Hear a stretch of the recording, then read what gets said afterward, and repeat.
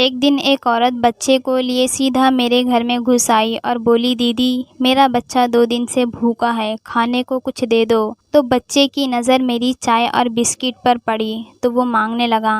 मैंने उसे बाजू से पकड़कर बाहर निकाल दिया और शाम को खबर आई कि मेरा पति एक्सीडेंट में अपाहिज हो गया है और मेरी 3 साल की बेटी का कुछ पता नहीं कहाँ है। ये सुनकर मेरा कलेजा फट गया और मैं पाई पाई की मोहताज हो गई और मैं भीख मांगकर पति और अपना पेट पालने लगी। काफ़ी साल गुजर गए। एक दिन सड़क पर भीख मांग रही थी कि एक बच्ची ने मुझे कुछ पैसे दिए और जब मेरी नज़र बच्चे पर पड़ी तो मेरे जिस्म से जान निकल गई। वो बच्चा तो मैं आज सुबह से किचन में बिज़ी थी। आज मेरी सबसे छोटी बेटी की सालगिरह थी। वो आज पूरे 5 साल की होने वाली थी। इस खुशी में मैंने घर में एक छोटी सी पार्टी रखी थी। अपनी बच्ची की मनपसंद का हर खाना मैं बना रही थी। उसे मेरे हाथ की ही बनी हुई चीज़ पसंद थी, इसलिए मैंने भी खास आज का पूरा दिन अपनी बच्ची के नाम कर रखा था। वो आज सुबह स्कूल की भी छुट्टी कर चुकी थी। कहने लगी, मम्मी आप रोज़ मुझे स्कूल भेज देते हो, लेकिन आज मैं नहीं जाऊंगी। वो ज़िद कर रही थी तो मुझे भी आज उस पर ज़बरदस्ती करना अच्छा नहीं लगा। मैं उसका गाल थपथपाकर बोली कि ठीक है बेटी, तुम आज स्कूल मत जाओ, आज तुम मेरे साथ घर पर ही रहना। मगर वो अपने घुंघरेली बाल अपनी आंखों से हटाते हुए कहने लगी कि नहीं मम्मी, मैं आपके साथ नहीं बल्कि पापा के साथ रहूँगी। मेरे पति राजेश ने जब ये बात सुनी तो वो गहरी आंखों से अपनी 5 साल की बच्ची को देखने लगे और बोले, बेटी मैं तो ऑफिस में रहता हूँ, मुझे काम बहुत रहता है, भला तुम मेरे साथ कैसे आ सकती हो। मेरे बॉस से मुझे अच्छी खासी डांट पड़ जाएगी। मगर वो तो ज़िद पर अड़ गई। ज़मीन पर औंधे मुँह लेटकर रोने लगी जैसे कि वो हमेशा की तरह करती थी और रोते हुए कहने लगी कि नहीं नहीं, मुझे हर हाल में आपके साथ ही जाना है। आपके ऑफ़िस को देखना है, या तो आप मुझे अपने ऑफ़िस लेकर जाइए या फिर मुझे बाहर आइसक्रीम खिलाने लेकर चलिए और सारा दिन मेरे साथ घूमिए। राजेश ने जब बेटी को ज़िद करते हुए देखा तो एक गहरी सांस खारिज करके मुस्कुरा कर रह गए। हमारी 2 बेटी और एक बेटा था और तीनों ही हमें अपनी जान से बढ़कर प्यारे थे। मेरा पति तो अपने बच्चों के नखरे उठाए नहीं थकता था। कहने लगे कि अच्छा ठीक है बाबा, मैं तुम्हें ले जाऊंगा, अब उठो और अपना हुलिया ठीक करो। मैंने अपनी बच्ची को तैयार करके पति के साथ भेज दिया। आज उसकी सालगिरह थी, इसलिए पति ने भी ख़ास फरमाइश की थी कि मैं तब तक पूरे घर को सजा दूं और शाम तक करीबी रिश्तेदारों को भी बुला लूं। ये सरप्राइज़ देखकर मेरी बेटी बहुत खुश हो जाएगी। मैं तो सुबह से ही किचन में लगी पड़ी थी। नौकरानी को खास कह दिया था कि आज वो भी छुट्टी ना करे, मेरे कामों में मदद करे। मैं उन्हीं तैयारियों में बिज़ी थी कि जब दरवाजे पर दस्तक हुई। एक पर एक दस्तक हुई तो मैंने अनसुनी कर दी। दोबारा फिर धड़ाधड़ दस्तक हुई तो मैं फ़ौरन नौकरानी पर चिल्लाने लगी कि जाकर देखती क्यों नहीं, कौन जाहिल दरवाजे पर खड़ा है, भला ऐसे भी कोई दरवाज़ा खटखटाता है। नौकरानी ने मेरी चिल्लाती हुई आवाज़ सुनी तो वो वहीं पर हाथ साफ करती हुई दरवाजे की तरफ दौड़ी। उसने दरवाज़ा खोला ही था कि मुझे नौकरानी की ऊंची आवाज़ में बोलने की आवाज़ आई। ना जाने दरवाज़े पर कौन था। मैंने भी हाथ साफ किए और फ़ौरन किचन से बाहर निकल आई। हॉल में आई तो सामने देखा कि एक औरत नौकरानी के साथ खड़ी रो रही है। मैंने घूरकर उस औरत की तरफ देखा। अचानक मेरी नज़र उसके पैरों की तरफ गई। टूटा हुआ चप्पल था जिसे तारों की मदद से जोड़ा गया था। इतना घिसा हुआ चप्पल था कि एड़ियों की जगह चप्पल मौजूद ही ना थे। उसकी एड़ियाँ ज़मीन पर लग रही थी। उसके कपड़े जगह जगह से फटे हुए थे और मैले कुचेले थे। इसके बावजूद उसने सर पर एक चादर रखी हुई थी जो फटी हुई थी, मगर उसने अपना चेहरा छुपाया हुआ था। उसकी गोद में एक 4-5 साल का बच्चा था जिसकी आंखें बंद थी। मैंने उस औरत को देखा तो घिन खाने लगी। वहीं पर नौकरानी को गुस्से से कहने लगी कि ये कैसे रिश्तेदारों को तुमने यहाँ पर बुला रखा है? क्या तुम्हें मालूम नहीं कि मुझे गंदगी और गंदे लोग बिल्कुल भी पसंद नहीं? जो भी बात करनी है मेरे घर से बाहर निकल कर करो। यहाँ पर क्यों गंदगी और बैक्टीरिया फैला रही हो? नौकरानी ने जब ये सुना तो वो भी नखरेले से अंदाज में नाक सिकुड़ कर पीछे हटी और कहने लगी कि ना बीबी जी, रिश्तेदार तो हमारे हो ही नहीं सकते। ये पता नहीं कौन भिखमंगी है जो ज़बरदस्ती करके अंदर घुस आई है। मैंने नौकरानी से कहा कि ऐसे किसी को भी घर के अंदर कैसे घुसने दे सकती हो? निकालो इसे घर से। वो कुछ कहना चाहती थी, मगर इससे पहले कि मेरी हट्टी-कट्टी नौकरानी ने उसे अपने एक ही भारी भरकम हाथ से धक्का दिया, तो वो बेचारी अपने आप पर काबू न रखने की वजह से दरवाजे की दहलीज से टकराकर पीठ के बल बाहर गिर चुकी थी। उसका बच्चा उसकी गोद में था और वो रो रही थी। नौकरानी ने दरवाज़ा बंद किया और मैं भी बड़बड़ाती हुई घर के अंदर चली आई। ये तो आए दिन के फ़कीर थे जो घर घर जाकर मांगा करते थे। मैंने एक बार फिर अपना मूड ठीक करते हुए बच्ची का फेवरेट खाना बनाने लगी। सारी तैयारियां पूरी हो चुकी थी। मैंने नौकरानी से बाकी के काम संभालने को कहा और ख़ुद अपने कमरे में जाकर तैयार होने लगी, क्योंकि कुछ ही देर बाद मेहमान आने वाले थे। एक बार फिर दरवाजे पर दस्तक हुई। सोचा कि शायद कोई करीबी मेहमान आ गए होंगे। मैंने जैसे ही दरवाज़ा खोला तो वही औरत अपना बच्चा उठाए हुए घर के अंदर दाखिल हो गई।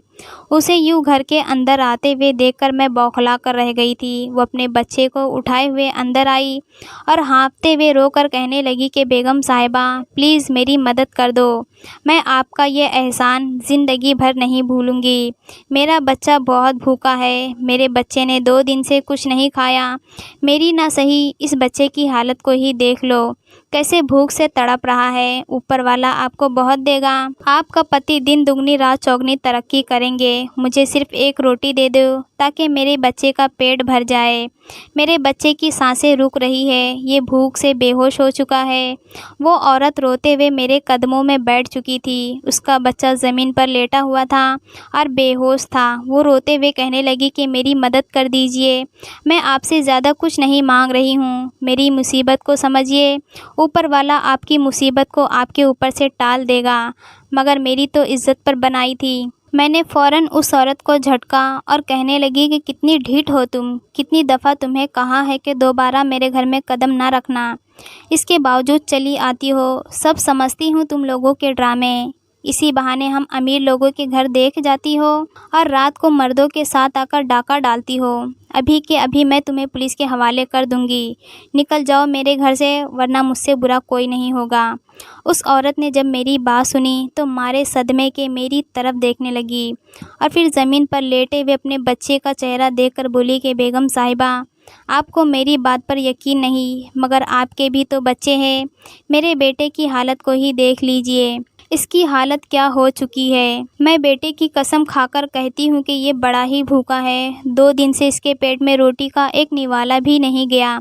पानी पी पी कर इसके पेट में दर्द शुरू हो चुका है। बेचारा रो रो कर बेहोश हो गया है, मगर मुझे उस पर ज़रा भी तरस नहीं आ रहा था। मैं उससे कहने लगी कि तुम जाओगी या मैं तुम्हें और तुम्हारे बच्चे के साथ उठाकर बाहर फेंकवाऊँ।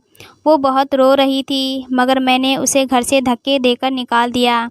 कुछ देर बाद मेहमान आने वाले थे। मेरी छोटी बेटी की सालगिरह थी। अब भी इतनी तैयारियां पड़ी थी और मैं यहाँ पर इस भिखारन के साथ फंस गई थी। गुस्से के मारे मेरा पारा हाई होने लगा। मैं उस वक्त उसको बुरा भला कहने लगी। आखिरकार वो रोती हुई घर से निकल गई, मगर उसकी ना जाने कैसी सिसकी थी जो मेरा दिल तड़पा गई थी कि उसके बाद मैं अक्सर रातों को वो सिसकी याद करके तड़पती ही रही। मैं भी फ़ौरन अपना मूड अच्छा करते हुए बाथरूम में चली गई, नहाकर कपड़े पहने और पति को कॉल करने लगी। आखिर वो कहाँ रह गए थे। घर पूरी तरह सज चुका था।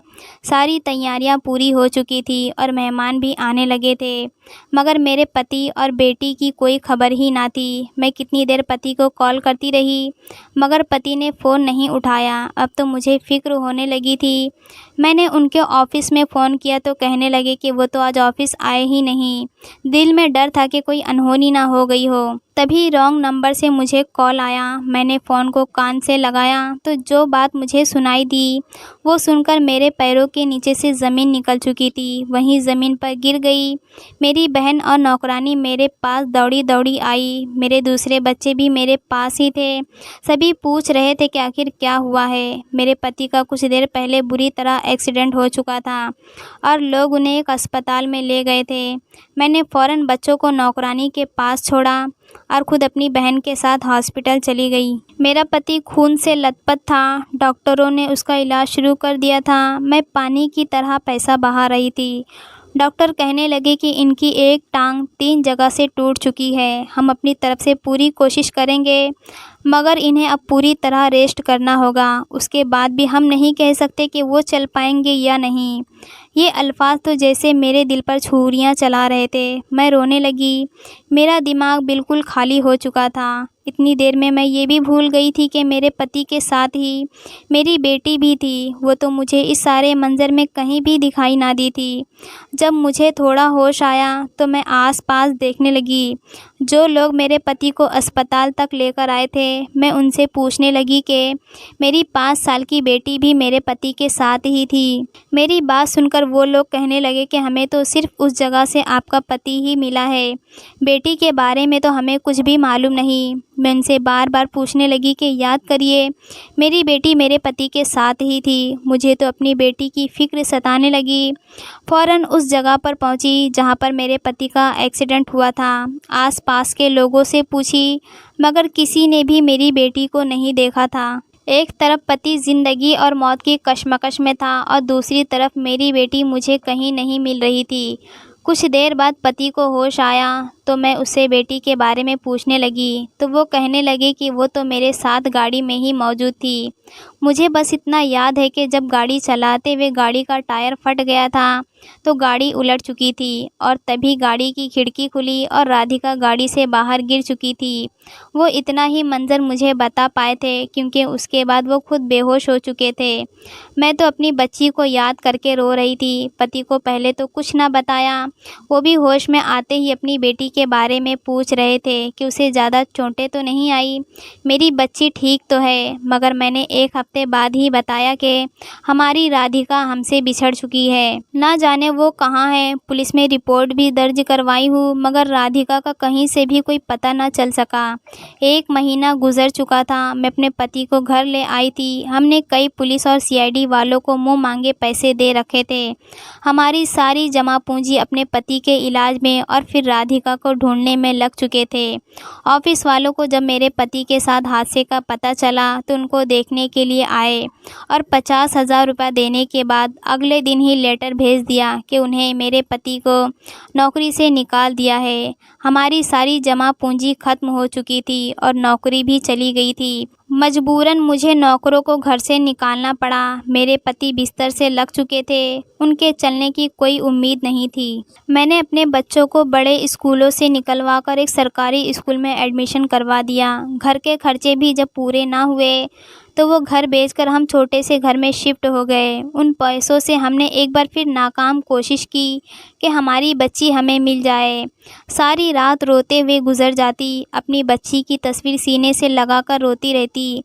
एक दिन बच्ची को याद करके रो रही थी कि अचानक मेरी आंखों के आगे वही चेहरा आ गया। वही औरत जो उस दिन मेरे पास अपने 5 साल बच्चे के लिए रोटी मांगने आई थी। वो बच्चा भी तो मेरी राधिका की उम्र का था जिसकी खातिर वो रो रो कर रोटी मांग रही थी। मैं भी तो माँ थी मगर उस ममता का एहसास मुझे आज हुआ था। वो जिस तरह से अपने बच्चे की जान बचाने के लिए मुझसे रोटी मांग रही थी, आज उसकी बेबसी मुझे खुद पर महसूस हो रही थी। मैं सब कुछ लुटा चुकी थी मगर इसके बावजूद अपनी बच्ची नहीं ढूंढ पा रही थी। मेरे दोनों बच्चे दिमागी मरीज़ बनते जा रहे थे। छोटी सी उम्र में वो डिप्रेशन का शिकार हो गए जबकि मेरा पति तो बिस्तर पर ही पड़ा रहता। जब लगा कि अब गुजारा मुश्किल है तो मैंने एक प्राइवेट स्कूल में पढ़ाना शुरू कर दिया मगर मेरी खूबसूरती देखकर वहाँ का प्रिंसिपल मुझे गलत काम पर उकसाने लगा। जब मैंने मना किया उसने मुझे स्कूल से निकलवा दिया। उसके बाद कई इंटरव्यू दिए मगर मेरी नौकरी ना लग सकी। जब घर में भूखे मरने की नौबत आने लगी तो मजबूरन मैंने लोगों के घरों में साफ़ सफाई करने की ठानी। मगर किस मुंह से उस मोहल्ले में बड़े बड़े घरों में जाकर साफ़ सफाई करती जिनके आगे कभी मैं घमंडी और मगरूर बनी फिरा करती थी। उस इलाके में सब मुझे जानते थे कि मैं राजेश की पत्नी हूँ और बहुत अकड़ू मिजाज की हूँ। आज तक जिसके सामने कोई टिक ना सका था, जो अपने किसी को कुछ समझती ही न थी। मैंने अपनी बहन से भी मदद मांगी जिसने शुरू में तो थोड़ी बहुत पैसों से मदद की मगर जब देखा कि मैं पूरी तरह ही उसके भरोसे पर हूँ तो उसने मुंह फेर लिया और अपने पति के साथ दुबई शिफ्ट हो गई। मैंने कई बार उसे कॉल करने की कोशिश की मगर वो फ़ोन ना उठाती। सभी मुझे छोड़कर जा चुके थे, कोई भी मेरे पास न था। यहाँ तक कि मेरे बच्चे भी मुझसे लड़ने लगे थे कि हमारे दोस्त हमारा मजाक उड़ाते हैं, हमारे पास अपनी ख्वाहिश पूरी करने के लिए पैसे नहीं हैं। और अब पति की भी दवाइयाँ ख़त्म हो चुकी थी, वो बेटी की याद में दिल के मरीज़ बन चुके थे। एक दिन जब बच्चों को लड़ते हुए देखा तो उनसे बर्दाश्त ना हुआ और वो अपनी जान की बाजी हार बैठे। मेरे पास इतने पैसे भी नहीं थे कि मैं अपने पति का अंतिम संस्कार कर सकती थी। मेरे घर से रोने की आवाज़ सुनी गई तो मोहल्ले वाले आ गए और सब ने पैसे जमा करके मेरे पति का अंतिम संस्कार का इंतज़ाम किया गया। और अब मेरे बच्चे इस कदर नाफरमान हो चुके थे कि मुझसे बदतमीज़ी से बात करते और यही कहते कि हमारे लिए काम करके लाओ, हम और ये गरीबी नहीं सह सकते। एक दिन बच्चों की बदतमीज़ी देखी तो मुझसे रहा ना गया। मैंने फ़ौरन चाकू उठाया और बोली कि मैं खुद को मार लेती हूँ, मेरे जिस्म के हिस्से को बेचकर तुम लोग अपनी ख्वाहिश पूरी कर लेना। मैं जब खुद को मारने लगी तो दोनों बच्चे मेरे पास आए और मेरे हाथ से चाकू छीन लिए। कहने लगे कि नहीं मम्मी, हमें माफ़ कर दीजिए। वो भी अपनी गलती पर पछता ही रहे थे। आखिर हम पर वक्त ही ऐसा आ चुका था, एक दूसरे के ही दुश्मन बन बैठे थे। मजबूरन मैंने उस रात एक फ़ैसला किया और सुबह अपना हुलिया भिखारी जैसा बना लिया, अपना रंग बदला ताकि मुझे कोई पहचान ना सके। और फिर हुलिया बिगाड़ कर सड़कों पर चली गई, भीख मांगने लगी। लोग मुझे बहुत बुरी नज़रों से देखते, कुछ पैसे भी दे देते और उन्हीं पैसों से मैं अपने बच्चों का पेट पालने लगी। अगले दिन जब दोबारा सड़क पर आई और लोगों से भीख मांग रही थी तो अचानक एक बड़ी गाड़ी मेरे पास रुकी। मैं उस गाड़ी के पास भागकर गई और पैसे मांगने लगी। तभी उस गाड़ी से एक बच्ची उतरी, उसने मेरे हाथ पर 50 रुपये रखे थे। मैंने वो 50 रुपये देखे तो खुश हो गई, मगर जैसे ही बच्ची के चेहरे की तरफ देखी तो यूँ लगा जैसे मेरी रूह फना हो चुकी है, सांस लेना ही भूल चुकी थी। क्योंकि ये तो राधिका थी। 3 साल बीत चुके थे मगर इन 3 सालों में मैं अपनी बच्ची को पहचान सकती थी, जबकि वो मुझे हैरत से देख रही थी। मैं बौखलाए हुए अंदाज में राधिका को थाम कर सीने से लगा ली और रोते हुए बोली कि राधिका, मेरी बच्ची तुम कहाँ थी? मैंने तुम्हें कितना ढूंढा। तुम्हारी मम्मी तुम्हें ढूंढ ढूंढ कर पागल हो गई, तुम्हारे पापा तुम्हारी याद में इस दुनिया से चले गए। तुम कहाँ चली गई थी मेरी बच्ची? इतना सुनकर उस बच्ची ने रोना शुरू कर दिया और ख़ुद को मुझसे छुड़वाया और कहने लगी कि मम्मी, ये कौन है? मुझे अपने साथ लगाकर कपड़े गंदे कर रही है। मैं बच्ची को गौर से देख रही थी। मेरा अंदाज़ा बिल्कुल ठीक था, ये मेरी राधिका ही थी। तभी गाड़ी से एक औरत उतरी। उस औरत को देखना था कि मेरी सांस रुकने लगी। ये तो वही औरत थी जो आज से 3 साल पहले मेरे घर पर अपने बच्चे के लिए खाना मांगने आई थी। उसने मुझे देखकर पहचान लिया था। राधिका को गाड़ी में बैठाया। मैं उसके पास गई और बोली कि तुम वही हो ना जो 3 साल पहले मेरे घर के बाहर आकर मुझसे रोटी मांग रही थी। उस औरत ने जब ये सुना तो मुस्कुराई और बोली कि वक्त भी कैसे बदलता है। आज जिस मुकाम पर मैं खड़ी हूँ, कल इस मुकाम पर तुम मौजूद थी। उसके अल्फाज मुझे रुला चुके थे। उसने मुझे गाड़ी में बैठाया। मैं उसकी गाड़ी में बैठकर उसके घर तक पहुँची। ये आलीशान घर था मगर उस घर में उसका वो बेटा कहीं भी दिखाई नहीं दे रहा था। उसके साथ तो सिर्फ मेरी राधिका ही थी जो उसे मम्मी कहकर बुला रही थी। मैंने उस औरत से कहा कि मुझे माफ़ कर दो, मेरे साथ जो कुछ हुआ है उसी वजह से हुआ है। मैंने तुम्हारे बेटे को खाना नहीं दिया तो मेरे ऊपर वाले ने मुझे सज़ा दी और ये मेरी राधिका ही है ना? ये मुझे पहचान क्यों नहीं रही है? वो औरत एक गहरी सांस लेकर कहने लगी कि मैं नहीं जानती ये तुम्हारी राधिका है या नहीं। मैंने इसका नाम अंजलि रखा है। ये मुझे उसी दिन सड़क पर झाड़ियों के पीछे मिली थी जिस दिन तुमने मुझे घर से निकाला था। मेरा बेटा भूख से मर चुका था।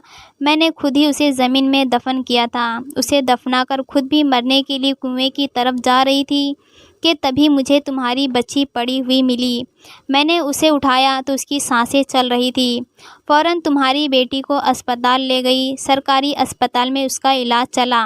डॉक्टर ने बताया कि इस बच्ची की याददाश्त जा चुकी है। ये आपकी क्या लगती है? मैंने झट से कह दिया कि मेरी बेटी है। फिर क्या था? बच्ची ने होश में आते ही मुझे मम्मी कहना शुरू कर दिया। मैंने इस बच्ची को सीने से लगा लिया और रोते हुए बोली कि पहले ही भूख से एक बेटा मर चुका है, अब मैं तुम्हारी परवरिश कैसे करूँगी? बेटे का गम तो सीने में यूं ही ताज़ा था। तुम्हारी बच्ची को लिए मैं यूं ही रो रही थी कि वहाँ पर एक डॉक्टर आया। मुझे रोता हुआ देखकर वजह पूछने लगा तो मैंने सारी हकीकत उस डॉक्टर को बता दी। उस डॉक्टर ने मुझे अपने यहाँ नौकरी दे दी। मैं उसकी बीमार पत्नी का ख्याल रखती और उसके बदले में वो मुझे 3 वक्त का खाना देते। तुम्हारी बेटी को भी मैं पालती रही। उसको अपनी पिछली ज़िंदगी का कुछ भी याद नहीं था। डॉक्टर साहब की पत्नी बड़ी ही अच्छी थी। उसने तुम्हारी राधिका का स्कूल में एडमिशन करवा दिया, मगर बेचारी कैंसर की मरीज़ थी। डॉक्टर साहब ने बहुत इलाज किया मगर वो मर गई। उसके जाने का सदमा मुझे और राधिका को भी बहुत हुआ था। कुछ साल गुजरा तो डॉक्टर साहब की मम्मी ने अपने बेटे की शादी मेरे साथ कर दी। डॉक्टर साहब के भी 2 जुड़वा बच्चे थे, उनकी भी परवरिश करनी थी और ऐसी मेरी ज़िंदगी बदल गई। सारी दुख परेशानी तो शायद मेरे बेटे की किस्मत में थी। मैं तो उसके जाने के बाद जैसे हर गम से आज़ाद हो चुकी थी। मैंने तुम्हारी बच्ची को सीने से लगाकर पाला और आज मैं बड़े घर की एकलौती बहू हूँ। मैंने जब उस औरत की कहानी सुनी तो फूट फूट कर रोने लगी। उससे माफ़ी मांगने लगी। अपने बीते हुए कल के बारे में बताया तो वो गहरी सांस लेकर बोली कि मैंने आपको बद्दुआ नहीं दी थी, मगर शायद ऊपर वाला देख रहा था, तभी उसने ऐसा इंसाफ कर दिया। मैंने आपको दिल से माफ़ किया। राधिका आपकी बच्ची है, आप चाहे तो उसे अपने साथ लेकर जा सकती है। राधिका मुझसे डरी हुई और सहमी हुई एक कोने में खड़ी थी। उस औरत ने मेरी बच्ची का एक बार फिर से इलाज करवाया, जिससे कुछ महीने बाद उसकी याददाश्त वापस आ गई और वो मुझे पहचानने लगी। मैं तो हैरान थी उस औरत पर। मेरी वजह से उसका बच्चा मर चुका था और वो मेरी बच्ची को सीने से लगाए 3 साल से पाल रही थी। उसी ने मुझे एक नौकरी भी दिलवा दी, जिससे मैं अपने घर का खर्चा चलाने लगी। दोस्तों, इसलिए कहते हैं कि इंसान को अपनी दौलत पर कभी घमंड और गुरूर नहीं करना चाहिए। कब किसकी ज़िंदगी पलट जाए कोई नहीं जान सकता। वक्त को बदलते हुए देर नहीं लगता।